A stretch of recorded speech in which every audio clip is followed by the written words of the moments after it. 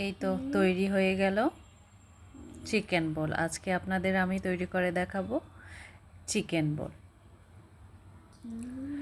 তো এই জন্য আমি নিয়ে নিয়েছি হচ্ছে মুরগির বুকের মাংস, হাড় ছাড়া, কাঁচামরিচ,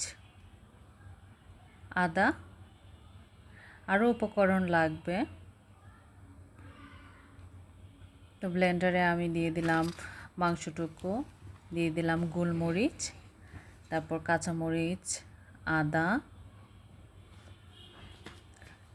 দিয়ে দিলাম স্বাদ মতো লবণ,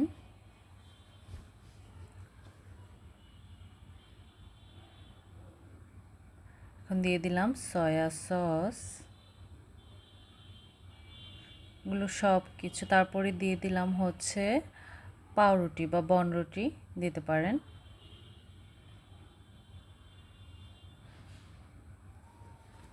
তারপর আমি অল্প পানি অ্যাড করেছি। এই তো আমি ব্লেন্ড করে নিয়েছি। এরপর হাতে তেল মাখিয়ে গোল গোল করে নেবেন। তো আমি বানিয়ে নিচ্ছি, হয়ে গিয়েছে। এভাবে আমি সবগুলো করে নিয়েছি। তারপর একটা প্যানে পানি গরম হতে দিলাম চুলোয়,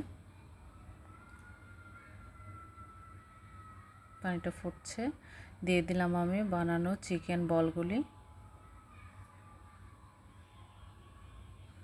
এক এক করে সবগুলো দিয়ে দিচ্ছি।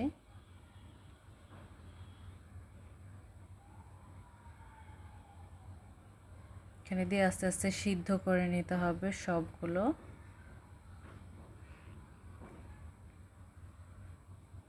চামচ দিয়ে একটু নেড়ে চেড়ে দিচ্ছি, উল্টিয়ে পাল্টিয়ে দিলাম। প্রায় সিদ্ধ হয়ে গেছে। এই তো দেখা যাচ্ছে মোটামুটি হয়ে গেছে। তো এই পর্যায়ে নামিয়ে নিলাম। তারপর আরেকটি প্যানে তেল দিয়ে আমি এগুলো ভাজার জন্য নিয়ে নিলাম। আমি ছোট স্টিক দিয়ে নিয়েছি, আলাদা করেও ভেজেছি, আপনারা বড় স্টিকে করেও দিতে পারেন।